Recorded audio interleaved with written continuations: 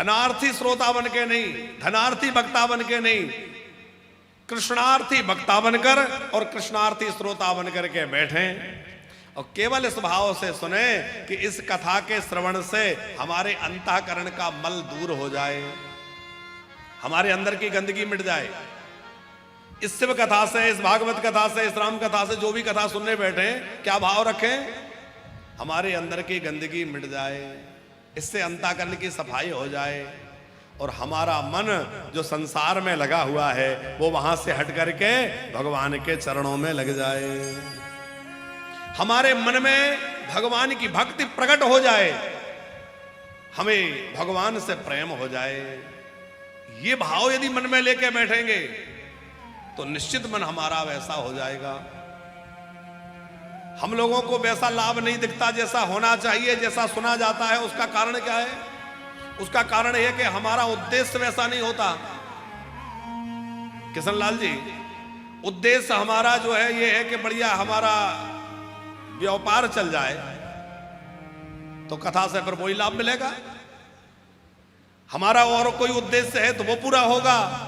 और जब विशुद्ध हृदय ये होगा कि भगवान के चरणों में प्रेम हो जाए तो निश्चित ही भगवान की कथा हमें भगवत चरणों का प्रेम प्रदान करेगी। प्रेम तो मिलेगा ही, लेकिन यदि संसार की वासना मन में रहेगी तो पहले भगवान कहेंगे पहले इसकी वो इच्छा पूरी करो, देरी लग जाएगी। इसलिए विशुद्ध भाव से जब कथा सुनी जाती है तब बात अलग हो जाती है।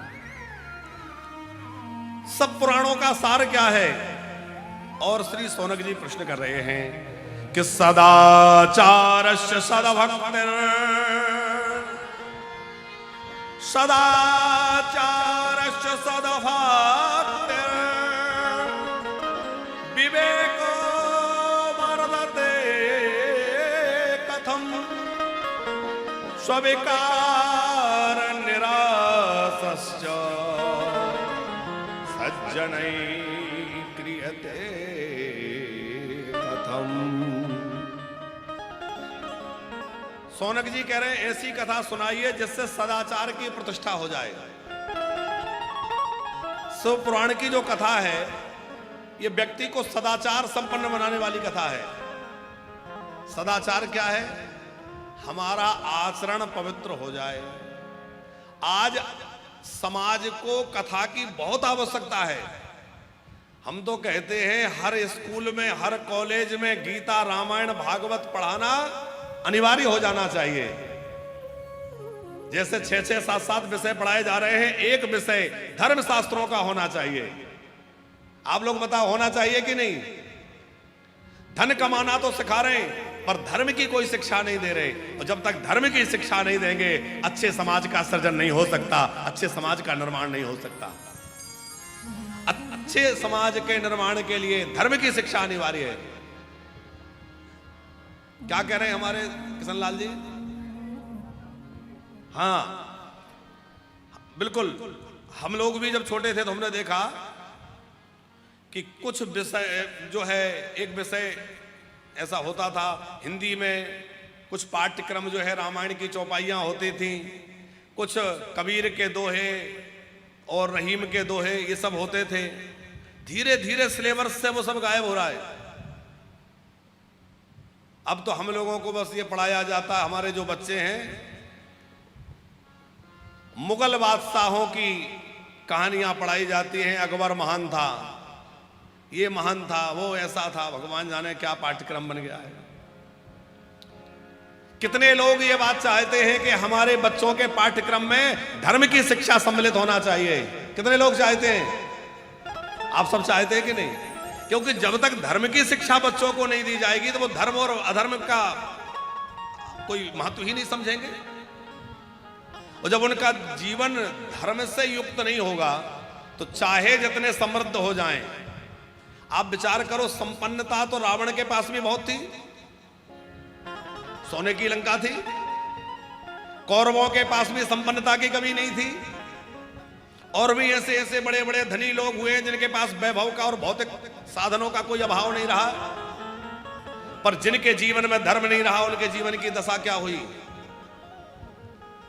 नष्ट हुआ कि नहीं? क्योंकि केवल धन आए, और धर्म ना हो तो वह धन उसकी बुद्धि खराब करेगा, और वो धन व्यभिचार में, व्यसनों में, गलत जगहों में उसके मन को ले जाएगा। इसलिए धन आने से पहले धर्म आना आवश्यक है। पुरुषार्थ चतुष्टय की बात हमारे ऋषियों ने करी है। तो सबसे पहला पुरुषार्थ कौन सा है? धर्म, फिर है अर्थ। धन की बुराई नहीं है, लेकिन धर्म की मर्यादा में धन हो। धर्म, अर्थ, काम और मोक्ष। अब दो हट गए, दो रह गए। पहले 4 पुरुषार्थ की चर्चा हमारे ऋषियों ने करी, धर्म, अर्थ, काम, मोक्ष। अब कितने रह गए? केवल 2 पे चर्चा हो रही है, अर्थ और काम। धर्म और मोक्ष दोनों जो मुख्य थे उन दोनों को हटा दिया। ना मोक्ष पर कोई चिंतन है, ना धर्म की कोई चर्चा है। उसी का दुष्परिणाम है कि आज समाज में इतना व्यभिचार बढ़ रहा है, स्वेच्छाचारिता बढ़ रही है, व्यसन बढ़ रहा है। आज युवक ही नहीं, युवतियां भी नशे में पीछे नहीं है। सच्चाई है कि नहीं है? युवतियां भी नशा कर रही हैं। अब आप विचार करो, जिस देश का युवा नशे में डूबेगा उस देश की क्या दशा होगी? उसका भविष्य कहां जाएगा? अभी दिल्ली में एक बड़ा आंदोलन हुआ और हम पूरी संवेदना उन छात्रों के प्रति रखते हैं। बड़ा परिश्रम करके वो परीक्षाओं की तैयारी करते हैं और पेपर लीक हो जाए या कोई गड़बड़ी हो जाए तो उन युवाओं को कितनी पीड़ा होती है। बिल्कुल सच्ची बात है। और उन छात्रों की विजय भी हुई, उनको जीत मिली कि शिक्षा मंत्री को अपना इस्तीफा देना पड़ा और फिर सरकार को इस बात पर विचार करना पड़ा कि शिक्षा नीति को और मजबूत किया जाए और सुदृढ़ बनाया जाए। लेकिन उस पूरे आंदोलन में एक बात जो देखी गई, जो बड़े दुख की है, कि क्या किसी भी आंदोलन में भाषा की मर्यादा वैसी ही होना चाहिए जैसी यहां हो रही थी? किस स्तर पर जाकर के लोग बोल रहे थे? भाषा का क्या स्तर था? क्या ऐसा स्तर होना चाहिए? आप लोगों ने सोशल मीडिया पर वो वीडियो देखे होंगे। हमारे उन बच्चों को किसने बहका दिया? पता नहीं कौन षड्यंत्रकारी भी उनके साथ लगे थे। किसी का विरोध करना गलत नहीं है। आपको कोई गलत लगता है आप बिल्कुल विरोध करिए, पर विरोध करने का भी एक तरीका होना चाहिए। आपकी भाषा का स्तर, आपकी मर्यादाएं होना चाहिए कि नहीं? पर कुछ चीजें वहां ऐसी भी देखी गई जो मर्यादा के अनुकूल नहीं थी। आप अपनी बात मर्यादा में रह के कहिए, आप अपनी बात एक शिष्टाचार के अनुसार कहिए। आप बड़े से बड़ा प्रदर्शन करिए और हम सब देश के युवाओं के साथ हैं, क्योंकि देश की भावी पीढ़ी ही तो देश को आगे बढ़ाने वाली है। तो इसीलिए हम ये निवेदन कर रहे हैं कि बच्चों को यदि धर्म की शिक्षा दी गई हो तो फिर वो धर्म का विचार करेंगे कि क्या धर्म है, क्या अधर्म है। अभी हम लोगों ने गुरुकुल का निर्णय लिया है, किशन लाल जी। अब क्या करें, मन तो बहुत होता है, ये भी कर ले, ये भी कर ले, ये भी कर ले, पर कर कैसे ले? धीरे धीरे ठाकुर जी कराएंगे। कराने वाले तो हमारे सरकार हैं। हमारे मन में तो वानप्रस्थ की ही भावना थी। आज से 10, 12, 15 वर्ष पहले हमसे किसी ने कहा कि महाराज जी, बुजुर्गों के लिए आप कह रहे हैं, आप बुजुर्गों की बात करते हैं, ठीक है, पर आप बच्चों के लिए कुछ करिए। 15 वर्ष पहले हमसे किसी ने कहा था। हमें लगता था कि नहीं, बच्चों के लिए तो तमाम लोग कर रहे हैं, हमारा काम तो बुजुर्गों को संभालना है, इसलिए हमें तो बुजुर्गों के लिए कुछ करना है। सोचते रहते थे कैसे करें कैसे करें। वृद्धाश्रम बनाने के पक्ष में हम शुरू से थे नहीं, पर कुछ करना है। फिर बिहारी जी ने, ठाकुर जी ने प्रेरणा देकर वानप्रस्थ का एक संकल्प दिया, जो आप सबके सामने आज साकार रूप में सामने है। पर अब विचार आता है कि उन महाशय ने ठीक ही कहा था कि बच्चों के लिए भी कुछ होना चाहिए। बुजुर्गों के लिए तो करना ही है, पूरा जीवन हमारा सेवा के लिए, आप लोगों के लिए है। पर आज जो हमारी शिक्षा का स्तर गिर रहा है, ऐसी स्थितियों को देख करके लगता है कि हम लोगों को जो है ऐसे गुरुकुल की स्थापना भी करना चाहिए जहां शिक्षा के साथ साथ संस्कार भी हों और जहां धर्म की शिक्षा भी दी जाए, जहां वेद पुराणों की शिक्षा भी दी जाए, आधुनिक शिक्षा भी दी जाए, अंग्रेजी और जो आधुनिक शिक्षा है वो भी पढ़ाई जाए, साइंस पढ़ाया जाए, मैथमेटिक्स पढ़ाया जाए, जो आज के आधुनिक विषय वो भी सब पढ़ाए जाए। साथ में उनको धर्म की शिक्षा दी जाए, आध्यात्मिक शिक्षा दी जाए, ताकि हमारे बच्चों का सर्वांगीण विकास हो और उनके जीवन में अर्थ से ज्यादा धर्म की महत्ता हो।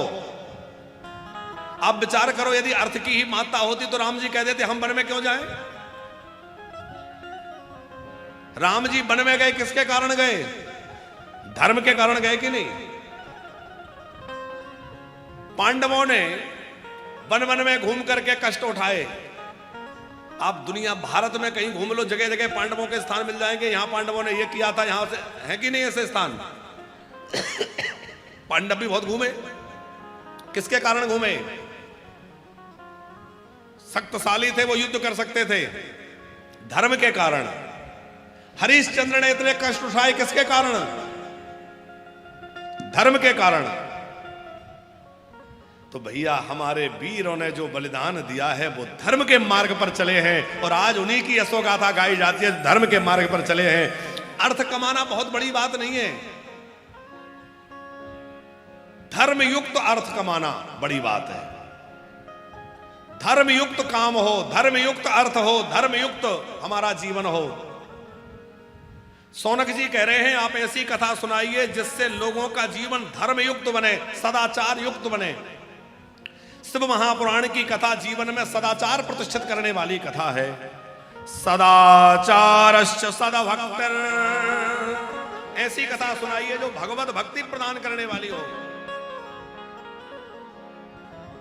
भले ही आप राम जी के भक्त हैं पर बड़ी श्रद्धा से पुराण सुनना चाहिए।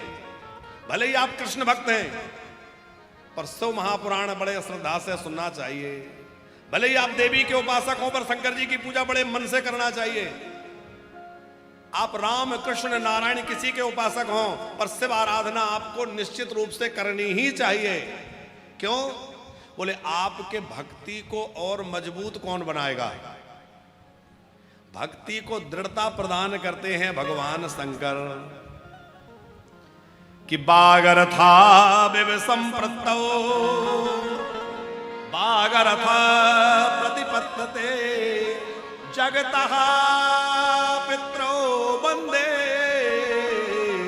पार्वती परमेश्वरो।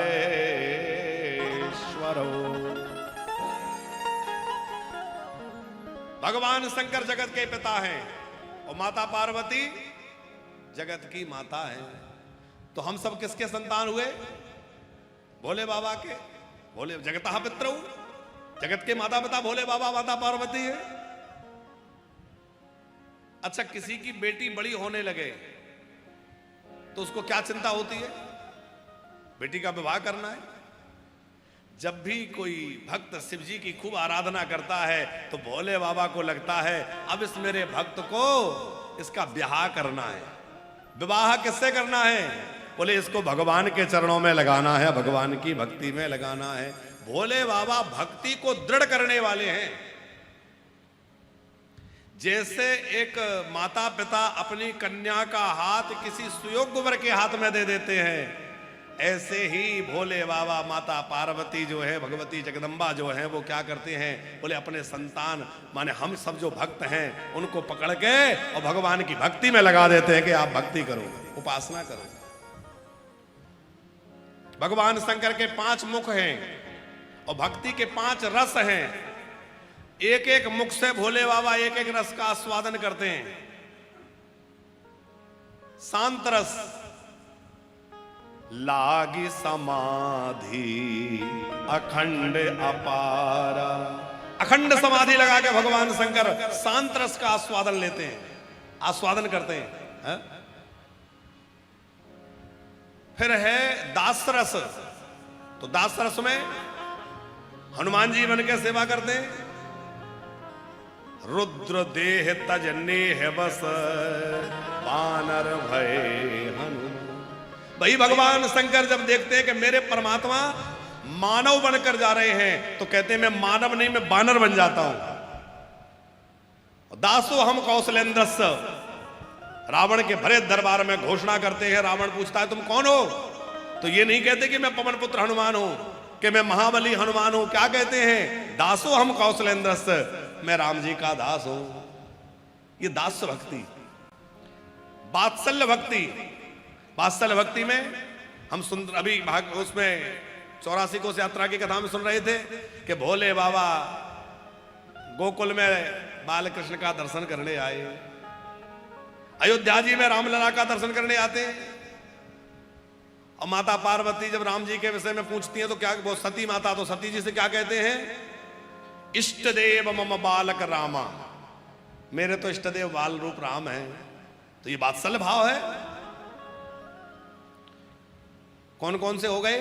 शांतरस, दासरस, वात्सल्य रस, सख्य रस। सख्य तो बड़ा प्रसिद्ध है कि राम जी और भोले बाबा अथवा हरि और हर, नारायण और शिव, इनमें बड़ी मैत्री है। इनकी मैत्री बड़ी प्रसिद्ध है। अब आपको मैत्री की एक कथा सुनाए, चलो सुनाते हैं। किशनलाल जी, एक बार भगवान नारायण के मन में इच्छा हुई कि हम कैलाश चलें, भगवान भोलेनाथ का दर्शन करें। और उसी समय भोले बाबा के मन में भी इच्छा हुई कि हम बैकुंठ जाकर के भगवान का दर्शन करें।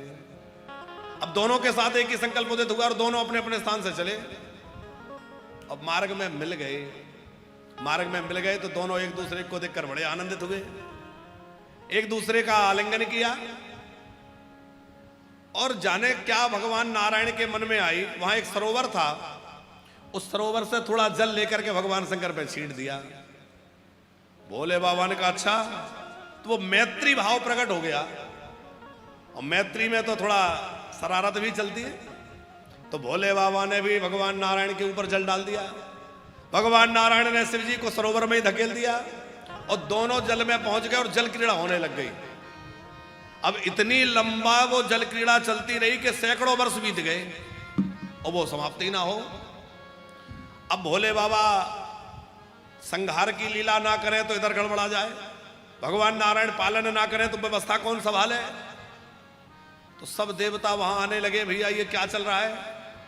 सब परेशान हो गए, सब प्रयास करें कि इनके ये लीला रुके तो सृष्टि की व्यवस्था संभाली जाए। पर दोनों बड़े आनंद में उस लीला में निमग्न रहे। ये पुराणों की कथाएं हैं पांडे जी। अब वो बड़े आनंद से खेलते खेलते बहुत समय हो गया। तब देवर्षि नारद से सबने कहा कि आप तो कोई युक्ति जानते होंगे, आप कुछ बताइए। आप तो सारी जो भी बातें हैं सबकी दवाई आपके पास है, सबकी युक्ति आपके पास, संतों के पास युक्ति होती है। नारद जी ने कहा युक्ति तो है, आप सबको करना पड़ेगी। बोले बताओ। युक्ति ये है कि कीर्तन करो। तो सब लोग जो है वहां कीर्तन नारद जी के साथ करने लगे। नारद जी वीणा बजाने लगे, इंद्र ने मृदंग बजाना शुरू कर दिया और श्री राम जय राम जय जय राम, श्री राम जय राम जय जय राम, श्री राम जय राम जय जय राम, श्री राम जय राम जय जय राम, श्री राम जय राम जय जय राम, श्री राम जय राम जय जय राम, श्री राम जय राम जय जय राम, श्री राम जय राम जय जय राम, श्री राम जय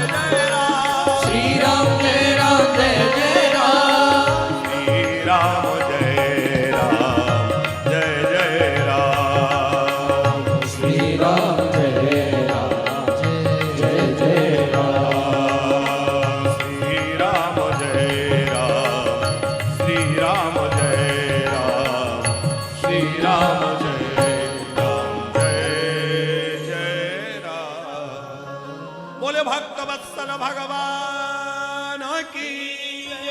अब बड़ा जोर का कीर्तन जब प्रारंभ हुआ, और जहां राम नाम की घोषणा हो, राम नाम का कीर्तन हो, भोले बाबा रह पाएंगे? भोले बाबा ने कीर्तन सुना तो वो जल क्रीड़ा छोड़ के भोले बाबा भी कीर्तन में आ गए, भगवान नारायण भी कीर्तन में आ गए, और फिर बड़ा आनंद लिया कीर्तन का। बाद में कीर्तन विश्राम हुआ, तब भोले बाबा को होश आया कि अरे मैं तो सब भूल के यहां लग गए थे हम। फिर अपने अपने कार्य में निमग्न हुए। तो ये क्या है? ये दोनों का सख्य भाव है, और माधुरी भाव का दर्शन तो आप हमारे वृंदावन में कर ही रहे हैं कि वृंदावन में भोले बाबा गोपी बन के बैठे हैं। जब भोले बाबा की बारात तैयार हो रही थी, दुल्हा बनाए जा रहे थे भोले बाबा को, तो किशनलाल जी भोले बाबा से गणों ने कहा, बाबा थोड़ा बढ़िया वस्त्र धारण कर लीजिए, दूसरे के नगर में जाना है। भोले बाबा बोले क्या आवश्यकता है? बोले नहीं, दूसरे के नगर में जाना है, थोड़ा ठीक ठाक होके जाएं। भोले बाबा बोले ब्याह हो चाहे ना हो, हम तो जैसे हैं वैसे ही जाएंगे, वस्त्र धारण भी नहीं करे। और वो ही भोले बाबा जब वृंदावन में रास का शुभारंभ हो रहा था, तो पार्वती जी से कह रहे हैं, क्यों जी कोई लहंगा फरिया रखे हैं? पार्वती जी ने कहा क्या हो गया? लहंगा फरिया का क्या करोगे? बोले पहन के गोपी बनेंगे, है? हम भी जाएंगे रास में। भक्त लोग खूब प्रेम से गाते हैं ना, एक दिन वो भोले भंडारी बन के सुंदर नारी गोकुल में आ गए हैं, वृंदावन आ गए हैं।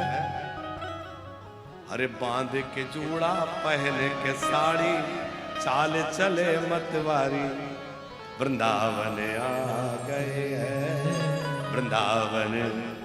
तो गोपी बन गए भोले बाबा। ये है भगवान शंकर का माधुर्य रस, श्रृंगार रस है? वो नरसिंह मेहता जी की कथा आप सबने सुनी है कि नहीं? अच्छा, किस किसने सुनी है? नरसिंह जी की कथा बड़ी प्यारी है। उस कथा में है कि जब नरसिंह जी छोटे बच्चे थे, तो इनकी भाभी ने इनको अपमानित किया, भला बुरा कहा, और घर से निकलने को कहा, कहीं चला क्यों नहीं जाता? तो नरसिंह जी घर से निकल के चले गए। कहां गए? कुछ दूर भगवान शंकर का एक मंदिर था, वहां जाके पड़ गए। और नरसिंह जी छोटे बालक थे, 10-12 वर्ष की उम्र थी, भोले बाबा के मंदिर में जाके पड़ गए। 7 दिनों तक वहां पड़े रहे भूखे प्यासे। पार्वती जी को दया आ गई, महादेव आपका नाम आशुतोष है, यही आपकी दयालुता है? एक बालक भूखा प्यासा आपके दरबार में पड़ा है, कृपा क्यों नहीं करते? फिर भोले बाबा प्रकट हुए और आकर नरसिंह जी से कहा, क्या चाहते हो, क्या दूं? नरसिंह जी ने क्या मांगा? आप लोग बताइए, क्या मांगा नरसिंह जी ने? नरसिंह जी ने कहा, जो आपको ज्यादा प्रिय हो वो दे दो, जो आपको प्रिय हो वो दे दो। मांगना भी भक्तों से सीखना चाहिए। अच्छा, नरसिंह जी अपनी बुद्धि से मांगते, धन दौलत मांग लेते, घर मकान दुकान मांग लेते। आज उनका नाम हम लेते, कथाओं में उनका नाम गाया जाता, कोई नहीं जानता। लेकिन नरसिंह जी ने क्या कहा? आपको जो प्रिय लगे वो दे दो। भोले बाबा ने कहा, मुझे प्रिय तो मेरे प्रभु की भक्ति है। कहा आंख बंद करो, और सिर पे भोले बाबा ने हाथ रखा, और जैसे ही नरसिंह जी ने आंख खोली तो क्या देखा कि वृंदावन की वीथियों में नरसिंह जी विराजमान है। और वृंदावन की वीथियों में रास मंडल में पहुंच गए, जहां श्याम सुंदर रास कर रहे हैं, श्री जी रास कर रही हैं, हजारों हजार गोपियां जहां हैं, नरसिंह जी वहां पहुंच गए। भोले बाबा को भी देखा कि गोपी बन गए, और अपने आप को भी नरसिंह जी ने देखा कि मैं भी गोपी बन गया।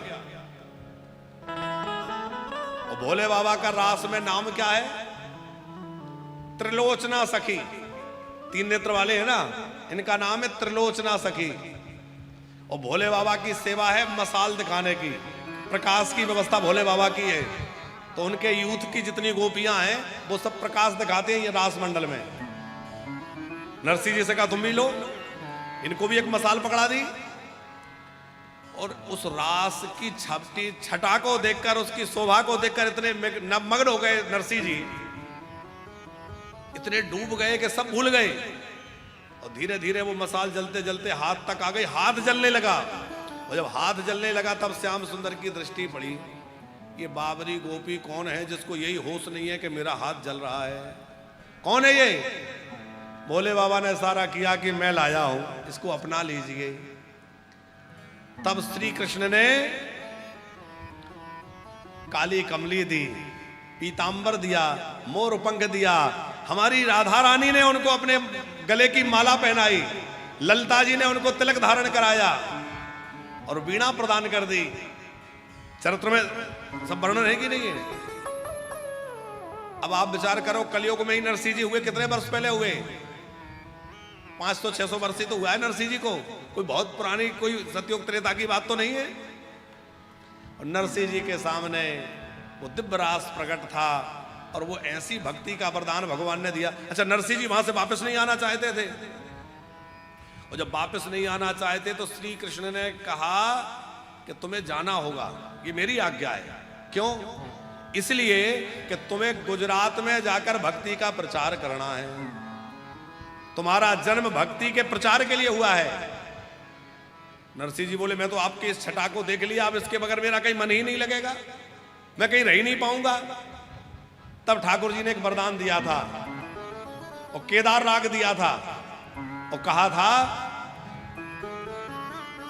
जब भी तुम मुझे बुलाओगे, जहां बुलाओगे वहां मैं दौड़ कर पहुंच जाऊंगा, तुम्हारे सामने प्रकट हो जाऊंगा।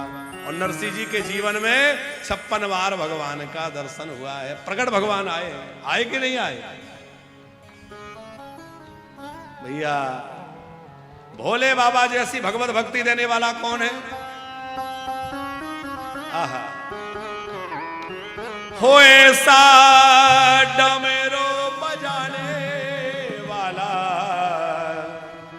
और नहीं, ऐसा डमरू बजाने वाला और नहीं, कि भोलेनाथ से निराला कोई और नहीं। भोलेनाथ से निराला कोई और नहीं। भोलेनाथ से निराला कोई और नहीं।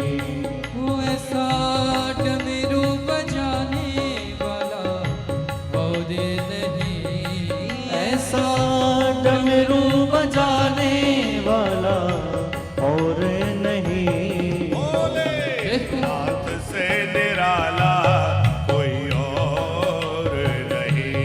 भोलेनाथ से निराला कोई और नहीं।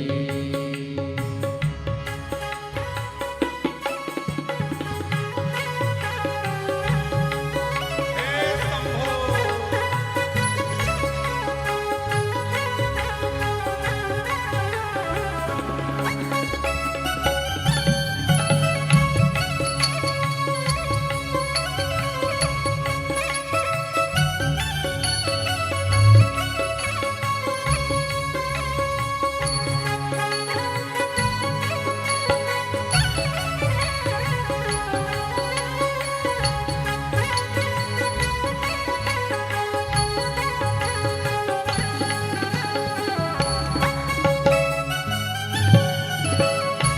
हर हर महादेव।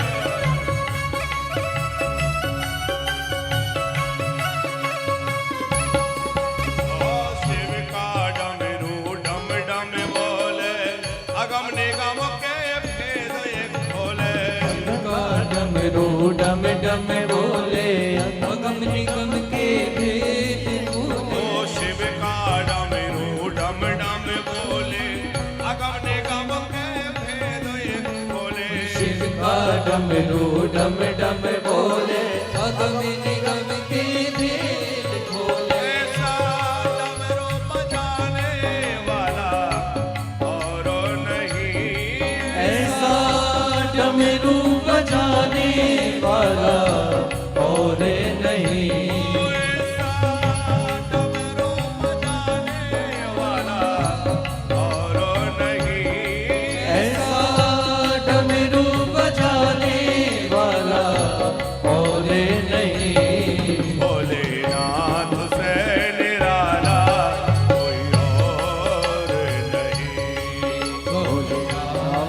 से निराला कोई और नहीं। ओम नमः शिवाय। नमः शिवाय। ओम नमः शिवाय। ओम नमः शिवाय। ओम नमः शिवाय। नमः शिवाय। ओम नमः शिवाय। ओम नमः शिवाय। ओम नमः शिवाय। ओम नमः शिवाय। ओम नमः शिवाय। ओम नमः शिवाय। ओम नमः शिवाय।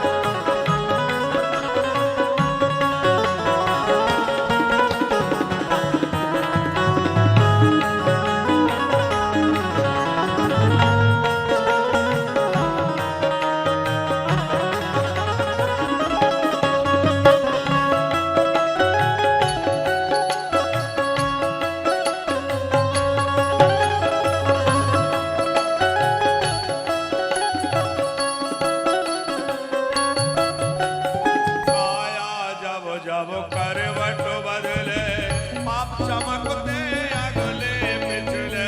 काया जब जब करवट बदले पाप चमकते अगले।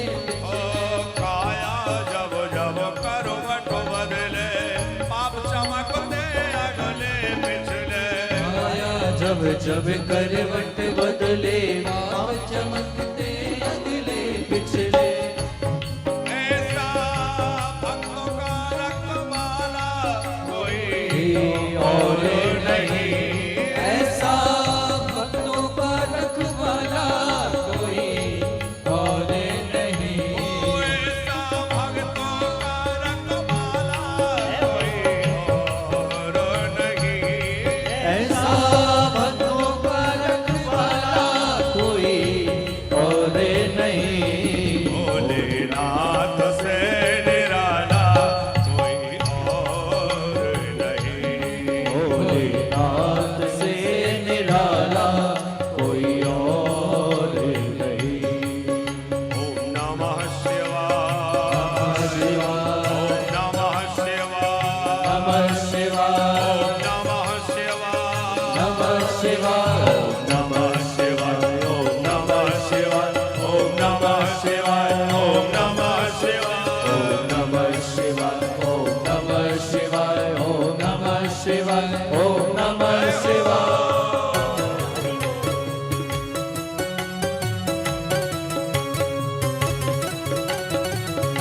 महादेव।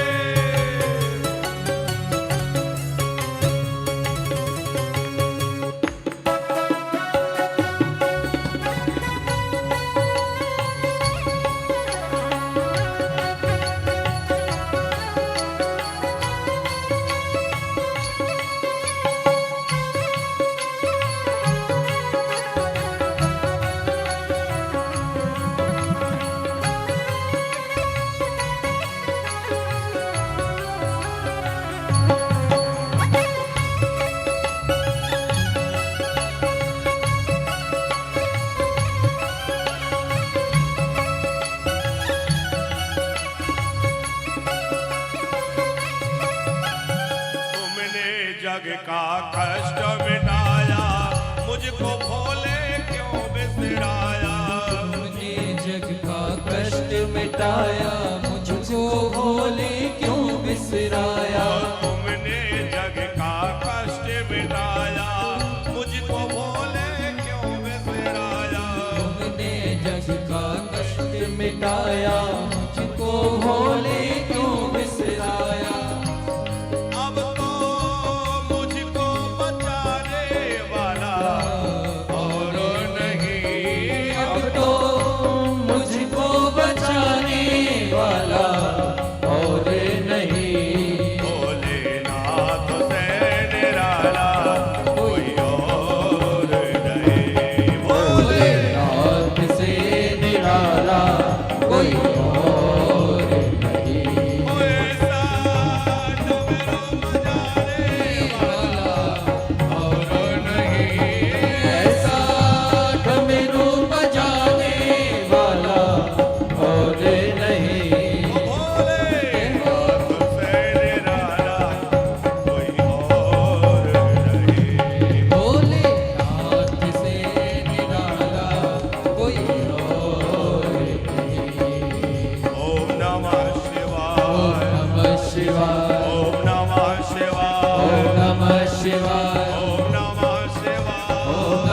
शिवाय ओम नमः शिवाय ओम नमः शिवाय ओम नमः शिवाय ओम नमः शिवाय ओम नमः शिवाय ओम नमः शिवाय ओम नमः शिवाय ओम नमः शिवाय ओम नमः शिवाय ओम नमः शिवाय ओम नमः शिवाय ओम नमः हो ऐसा बिगुड़ी बनाने वाला और नहीं ऐसा बिगड़ी बनाने वाला और नहीं कि भोलेनाथ से निराला, गौरी नाथ से निराला कोई और नहीं। हर हर महादेव।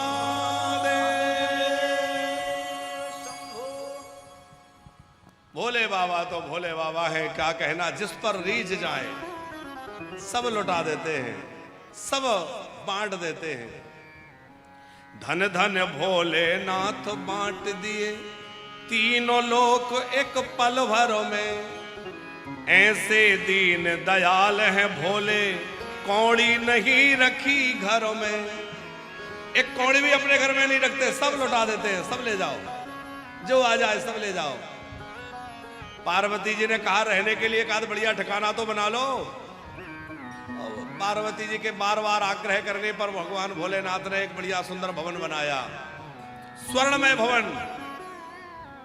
बोले बढ़िया विद्वान ब्राह्मण को बुला करके गृह प्रवेश कराओ। किसको बुलाया?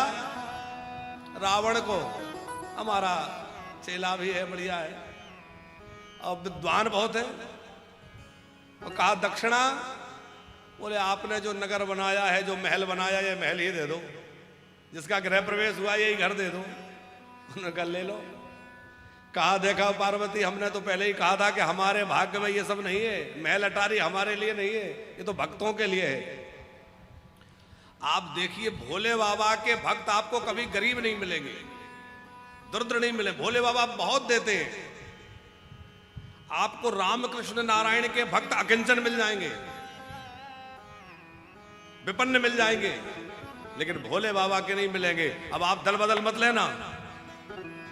अरे लोग बड़ी जल्दी दल भी बदल लेते, भैया रामकृष्ण के तो ऐसे ही रहते, हम तो फिर भोले बाबा के में लग जाते हैं। हमारे ठाकुर जी भी देते हैं, पर ठाकुर जी थोड़ा सोच विचार करके देते हैं, और भोले बाबा बिना विचार किए दे देते हैं। वो विचार नहीं करते कि पात्र है कि नहीं है, कि क्या है कि क्या नहीं, ले जाओ। तो सोनक जी ने प्रश्न किया है, आप ऐसी कथा सुनाइए जिससे सदाचार बढ़े, जिससे भक्ति बढ़े, जिससे विकारों का नाश हो। सुविकार निरासश्च सज्जनैः क्रियते कथम। जो सज्जनों के द्वारा पालनीय धर्म है उसकी अभिवृद्धि हो, ऐसी कथा सुनाइए। यदस्ति वस्तु परमं श्रेयसां श्रेयमुत्तमं पावनं पावनानां च साधनं तद्वदाधुना। जो सब प्रकार से कल्याणकारी हो, परम पवित्र हो और भगवान महादेव की प्रसन्नता का सबसे श्रेष्ठ हेतु हो, ऐसी कथा सुनाइए। सोनक जी बोले आपने बहुत अच्छा प्रश्न किया है। धन्यस्त्वं मुनिशारदूलम श्रवण प्रीति लालसा अतो विचार्य शोधया वच्मि शास्त्रम महोत्तमम्। सोनक जी के प्रश्न सुनकर के सूत जी बड़े प्रसन्न हुए। धन्यस्त्वं मुनिशारदूलम, तुम बड़े धन्य हो जो तुमने शंकर जी के विषय में प्रश्न किया। श्रोताओं का बड़ा धन्यवाद हर जगह किया गया है। भोले बाबा भी पार्वती जी को धन्यवाद कहते हैं, धन्य धन्य गिरि राजकुमारी। क्यों? बोले भैया श्रोता सुने ना तो हम किसको सुनाए हैं? श्रोताओं को एक तरह से लाभ है, हमें दो दो तरह से लाभ है। कैसे? आपको केवल कानों से भगवान का नाम सुनने को मिल रहा है, और हमारे कानों में भी जा रहा है और वाणी से भी निकल रहा है। आप लोगों का मन थोड़ी देर इधर उधर घूम भी सकता है, कहीं इधर उधर चला जाए, थोड़ी झपकी आ जाए, स्वाभाविक है। लेकिन वक्ता को तो सावधान और सचेत रहना पड़ता है, और पूरा ध्यान चिंतन वही रखना पड़ता है। मन इधर उधर चला जाएगा तो कैसे कहेंगे? तो वक्ता का ज्यादा लाभ हो जाता है, कल्याण हो जाता है। इसलिए सौनक जी के प्रश्न सुन के सूत जी कह रहे हैं, धन्यस्तुम मुनि शार्दूलम, तुम धन्य हो, तुम्हारी कथा की कितनी प्रीति है, कि कथा के प्रति कितनी लालसा है। इतनी कथाएं सुनकर भी कभी तुम्हारा मन भरा नहीं। भरा ही निरंतर हो ही न पूरे, तीनी के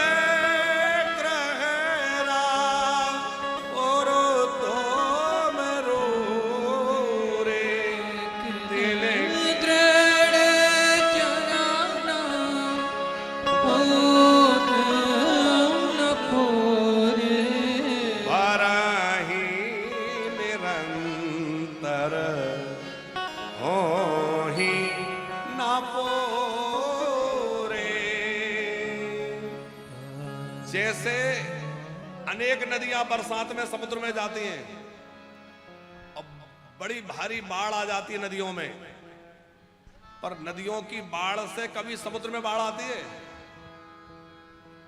समुद्र में बाढ़ नहीं आती। कितनी भी कथा सुनने के बाद जिसके कान समुद्र की तरह है कि कभी भरते ही नहीं, किशन लाल जी की तरह, हमारे गणेश प्रसाद जी की तरह,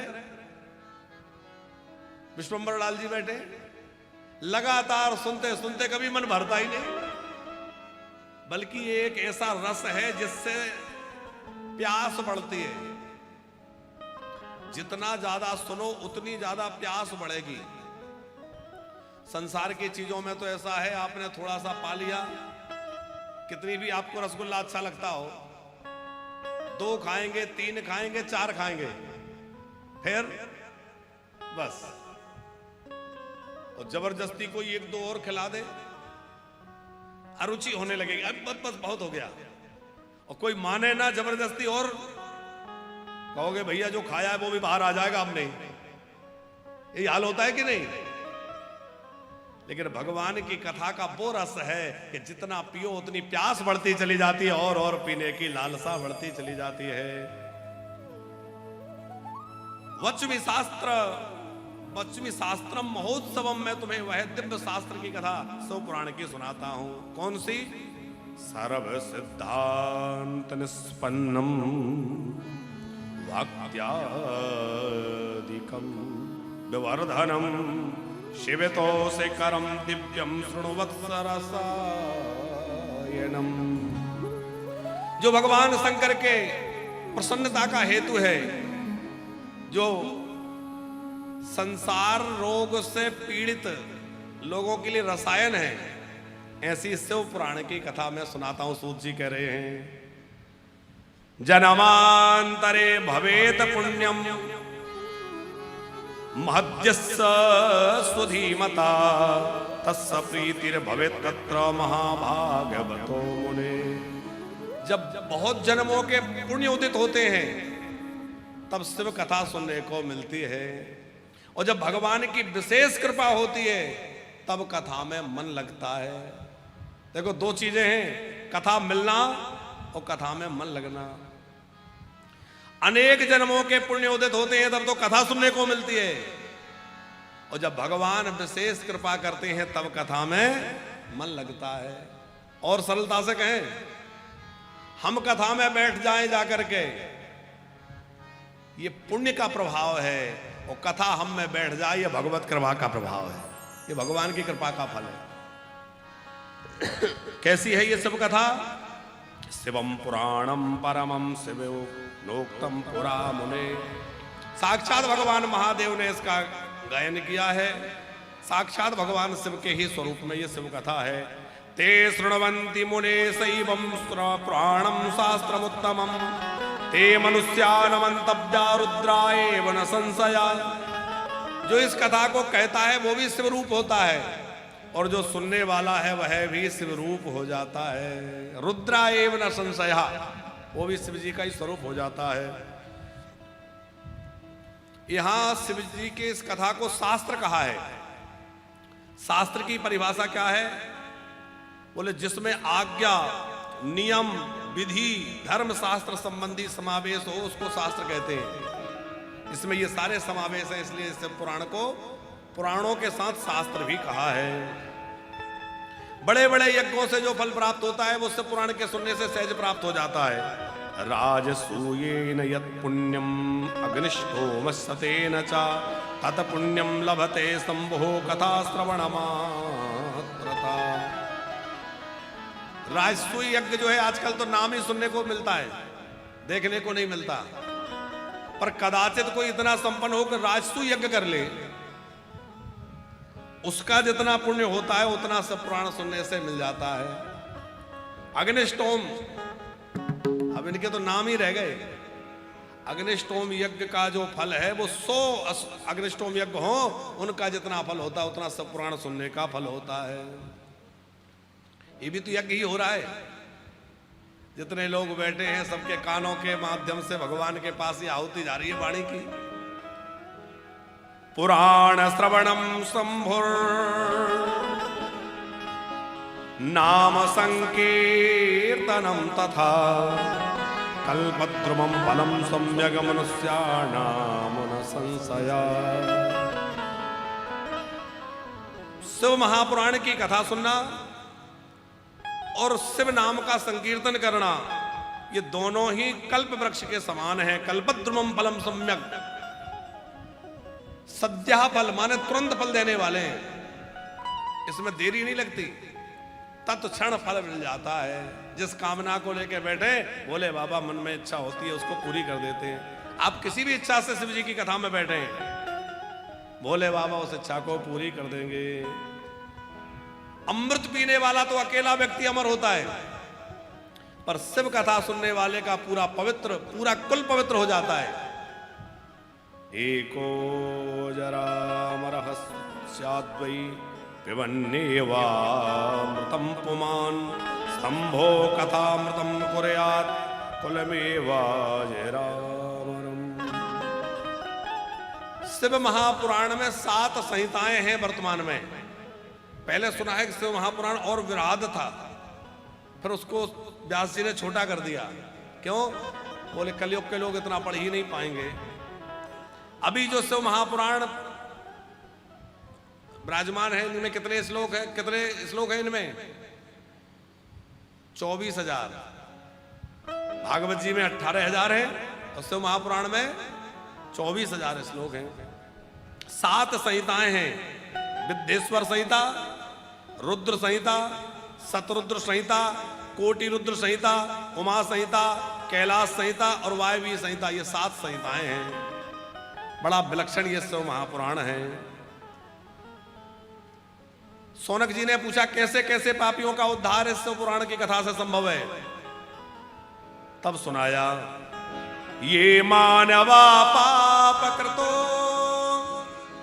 दुराचार रता खला कामादिनिरतः नित्यं तेपि शुद्धेन्तनेन वै। तोड़ी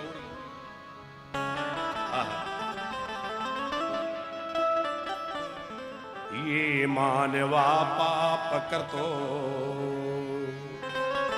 दुराचार रता खला कामादिनिरता नित्यं ते विशुद्धन्तने। जो सदा पाप कर्मों में लगे रहने वाला कोई पापी हो, दुराचार करने वाला हो, कामी हो, दुष्ट हृदय वाला हो, वो भी शिव कथा सुनकर के पवित्र हो जाता है, शुद्ध हो जाता है। ज्ञान यज्ञ परोयम वै भुक्ति मुक्ति प्रदा सदा। ये भुक्ति देने वाला, भुक्ति माने भोग देने वाला और मुक्ति माने भगवत पद देने वाला है। भोग और मोक्ष दोनों शिव कथा से मिल जाते हैं। आपकी कोई लौकिक कामना है, वो भी भोले बाबा पूरी करेंगे, और पारलौकिक है तो भगवत प्राप्ति भी भोले बाबा कराएंगे। इसलिए हमारे सीहोर वाले गुरुजी ने तो सीधा सबको बता दिया, क्या बोले, एक लोटा जल और सब समस्याओं का हल। बहुत अच्छा काम उन्होंने किया है। कितने लोग शिव मंदिर से जुड़ गए, कितने लोग शिव आराधना से जुड़ गए, और बहुत बढ़िया उन्होंने शिव भक्ति का प्रचार समाज में किया है, जिसके कारण अनेक शिवालय जहां कोई नहीं जा रहा था, खाली पड़े थे, वहां भी आज लाइन लग के लोग पूजा कर रहे हैं। और वास्तव में जो भी शिव जी के द्वार पर जाता है वो कभी खाली हाथ लौट कर नहीं जाता। महादेव निश्चित ही उसके भंडार भर देते हैं, उसकी झोली भर देते हैं। इतने दयालु है भोले बाबा। तो किशनलाल जी, एक संतों से हमने एक दृष्टांत सुना है। एक गणिका थी, वैश्या, सज धज करके बाजार में गई। कोई कामी पुरुष मिलेगा, मन मुताबिक पैसे देगा, लेकिन संयोग ये रहा कि उस दिन उसको कोई नहीं मिला। लौट करके शाम को निराश होकर के आ रही थी, आज तो कोई मिला नहीं, पैसा नहीं आया। तो वो शंकर जी का मंदिर था, वहां आके बैठ गई।